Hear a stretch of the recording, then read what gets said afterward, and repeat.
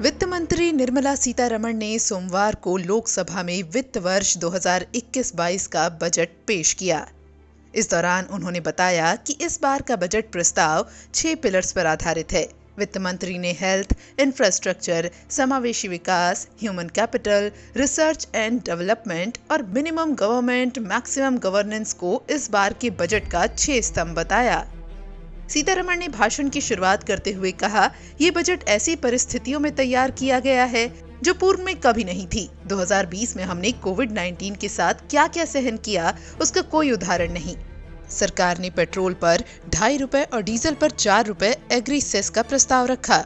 ये 2 फरवरी से लागू होगा। हालांकि वित्त मंत्री ने भरोसा दिलाया कि इसका बोझ आम आदमी पर नहीं आने दिया जाएगा। इसके लिए बेसिक एक्साइज ड्यूटी और स्पेशल एडिशनल एक्साइज ड्यूटी घटा दी गई है। बजट को लेकर पीएम मोदी ने कहा कि कई लोग सोच रहे थे कि हम आम आदमी पर टैक्स का बोझ डालेंगे, लेकिन ट्रांसपेरेंट बजट पर फोकस किया। वहीं वित्त मंत्री ने कहा कि इंफ्रास्ट्रक्चर पर बड़ा खर्च और हेल्थ केयर सेक्टर पर जोर देना इस बजट की 2 अहम बातें हैं।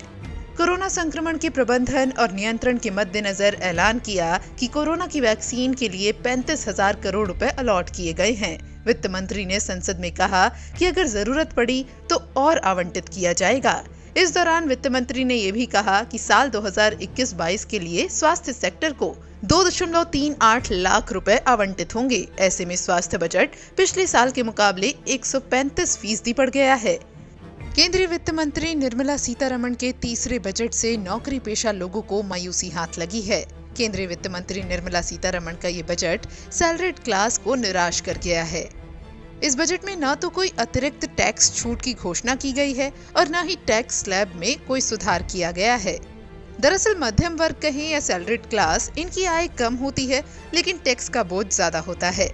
अभी 2.5 लाख से 5 लाख रुपए की आय पर 5% टैक्स देना होता है। वहीं 5 से 10 लाख रुपए पर सीधे 20% टैक्स दर लागू है। इससे करदाताओं पर सीधा असर पड़ता है।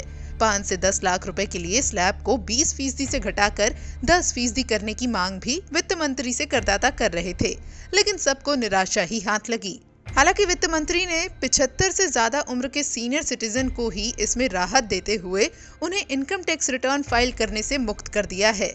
वहीं वित्त मंत्री ने एनआरआई लोगों को टैक्स भरने में होने वाली परेशानियों को देखते हुए उन्हें डबल टैक्स सिस्टम से छूट देने का भी ऐलान किया है।